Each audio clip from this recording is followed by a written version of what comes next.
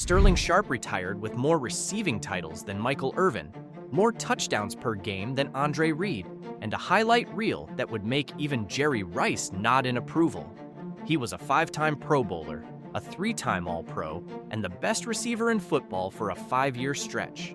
And yet, he's not in the GOAT conversation. He's not even the most famous Sharpe in his own family. So, what the heck was Sterling Sharpe, really? Was he a one-hit wonder, a victim of bad luck, or one of the most underrated receivers in NFL history? Let's break it down.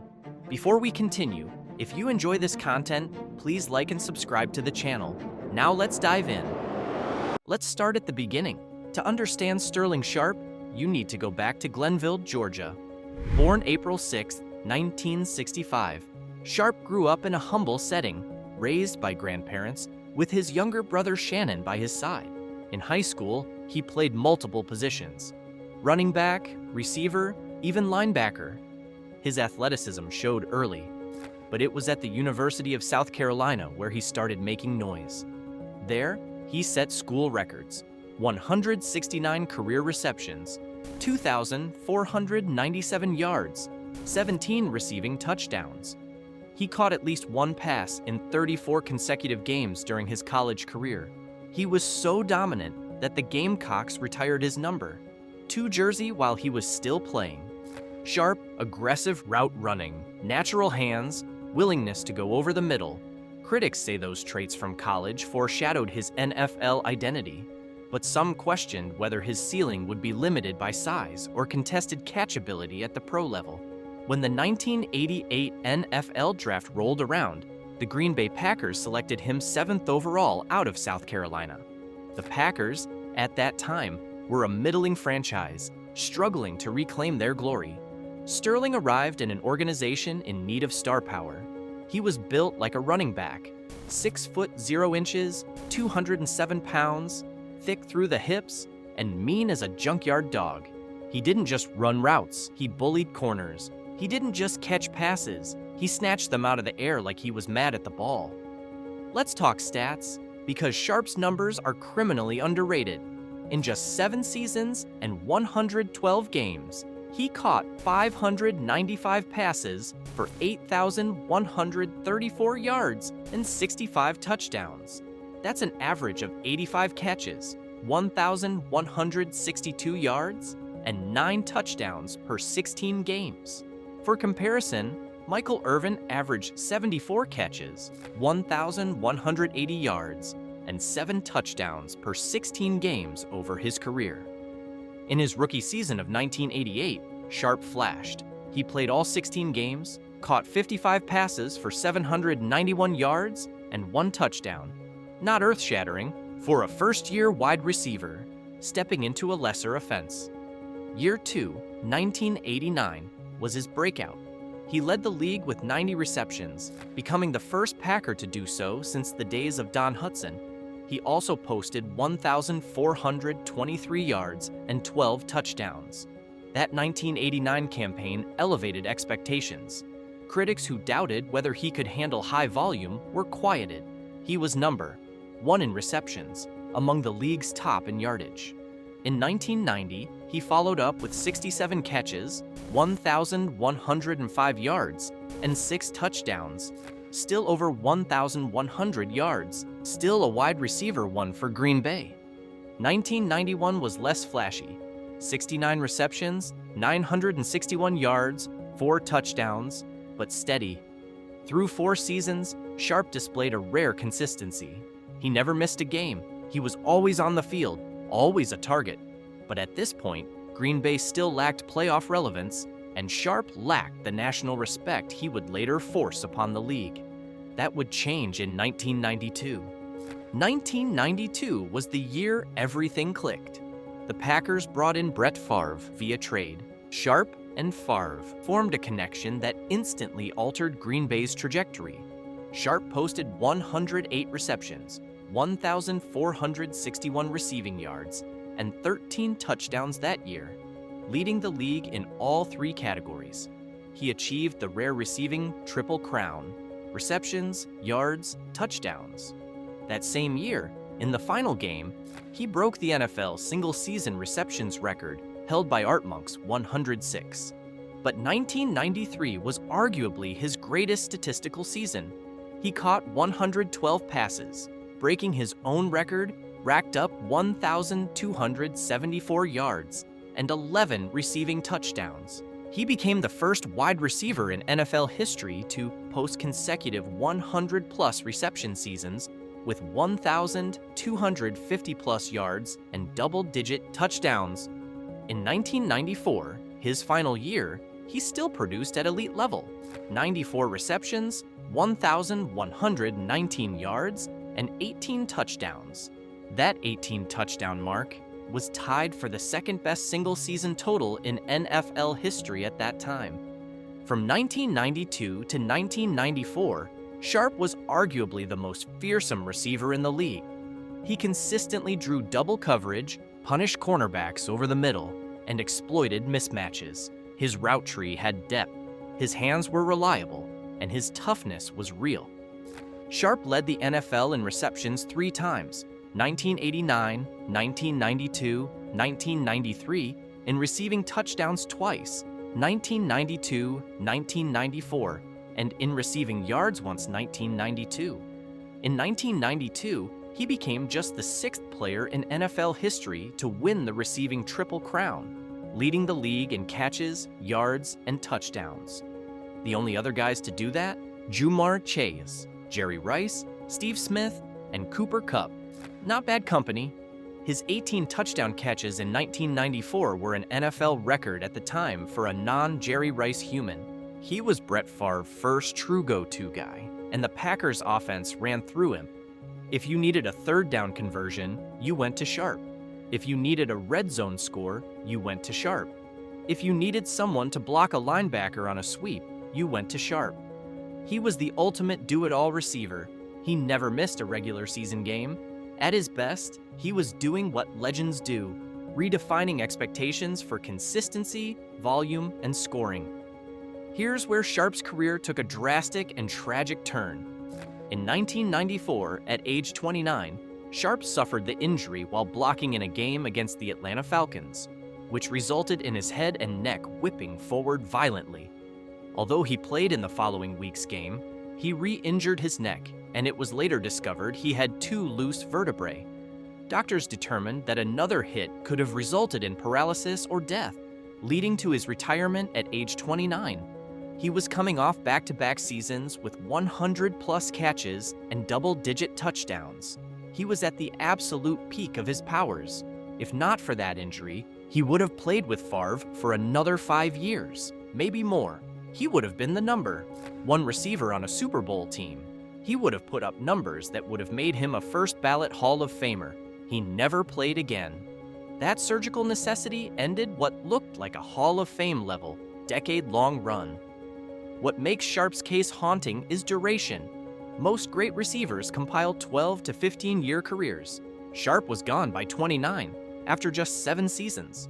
If Sharpe had played just 3 more seasons at his career averages, he would have finished with 850 catches, 11,600 yards, and 93 touchdowns. That's basically Chris Carter's career, and Carter is in the Hall of Fame. If he'd played 5 more years, he'd be in the Marvin Harrison/Tim Brown/Andre Reed tier. Instead, he's the Gale Sayers of wide receivers. Brilliant, brief, and gone too soon. Sharpe played in the late 80s and early 90s, when passing numbers were just starting to explode, but before the rules made it illegal to breathe on a receiver. He played in an era when defensive backs could mug you all the way down the field, when safeties could decapitate you over the middle, and when quarterbacks wore neck rolls. He put up monster numbers in an era when 1,000 yards was still a big deal. Let's talk about what Sharpe had to work with. Early in his career, the Packers were a mess. Bad defense, no running game, and a revolving door at quarterback. The offense was a one-man show. His first few years, he was catching passes from Don Majkowski and Anthony Dilweg. The running game was average at best. The other receivers were guys like Perry Kemp and Jeff Query. The offensive line was decent, but not dominant. The defense was bottom 10 in points allowed most years. Sharpe was the offense. Defenses knew it, and they still couldn't stop him. When Favre arrived in 1992, Sharpe's numbers went to another level.